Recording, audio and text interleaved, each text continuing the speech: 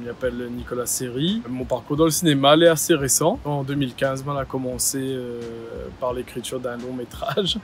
Et du coup, m'a été sélectionné pour faire la résidence tout en auteur là, de l'agence Film Réunion. À partir de là, m'a commencé à rendre compte que je ne pourrais jamais commencer par un long métrage. Donc, on a travaillé sur l'écriture d'un court. Ren Kayam m'a été pris pour Talent la cour en 2017. On a fait donc le pitch au Comedy Club. On a trouvé une productrice. On arrive sur le film Ren Kayam que nous avons tourné en novembre 2020. C'est l'histoire d'un marmaille de 17 ans que a perdu sa maman quand il avait 11 ans. Et sa maman, en fait, elle était fabrique Kayam et elle était jouée de Kayam. Et du coup, lui retrouvailles a hérité du Kayam de sa maman.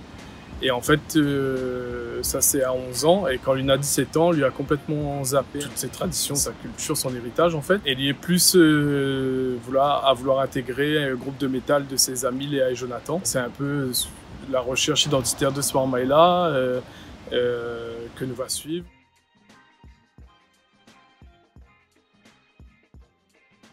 Notre histoire, elle a été quand même un peu écrasée, un peu oubliée, mis de côté, puisque nous apprenons, enfin en tout cas moi à l'époque, on n'a pas appris l'histoire de la Réunion à l'école.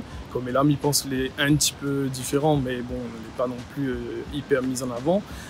Pour la langue créole aussi, il a eu pas mal de choses qu'il a été un peu oublié. Nous vivons dans un monde qui est de plus en plus occidentalisé, mondialisé. Et nous avons plein d'éléments qui arrivent à nous de l'extérieur, que nous veut attraper, faire comme tout le monde, mais en même temps, ça que nous en a déjà, ben, nous ne l'a pas approprié à nous. Et donc, Ren Kayam, c'est un peu l'histoire de ça, en fin de compte.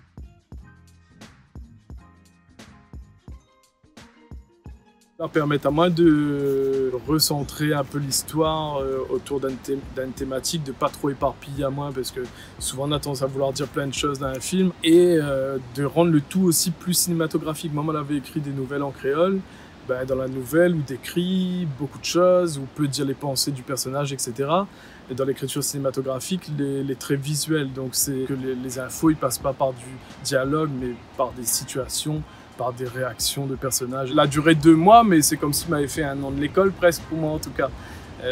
Moi qui sors d'une formation qui n'a rien à voir avec le cinéma ou l'audiovisuel, on voit un peu la carrière d'un film, comment il se passe, de l'écriture à l'exploitation, dans les festivals, en salle.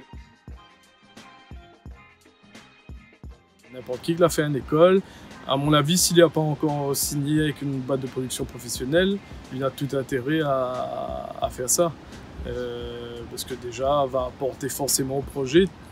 Toute le bonne réécriture, je pense, il apporte quand même au projet. Après, il faut juste faire le tri dans Sakidiao, parce qu'on peut aller sur des pistes que finalement, c'était pas l'idée de départ. Mais je pense que ouais, n'importe qui n'a intérêt, s'il veut avancer dans le milieu-là, c'est une bonne étape. Après, quand on a d'autres accompagnements, elle est intéressant, parce que moi, après Cinécourt, grâce à la production, nous la dépose des dossiers. Moi, j'ai gagné une aide à la résidence par le biais du CNC, le Centre national du cinéma. Et du coup, c'est un autre accompagnement que les différents. Mais cet accompagnement-là, moi, n'aurais pas gagné sans avoir fait Cinécourt avant.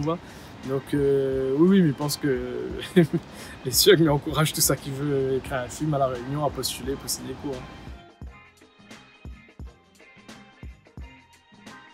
Je pense que c'est possible, mais si vous voulez dire que les réalisateurs et que vous faites cinéma, bon, de vivre que de ça, en tout cas si vous faites court-métrage, c'est compliqué. Et pour l'instant, faire de long-métrage, on a des chapitres que la Silesiane n'a pas longtemps. Mais pour l'instant, on n'a pas trop d'autres exemples réunionnais de films que les sorties en long métrage. C'est pour ça que Nabompeu, il vivote un peu un côté pub. Quand on a court-métrage, il fait court-métrage. Quand on a série, il fait série. Quand on a clip, il fait de clip.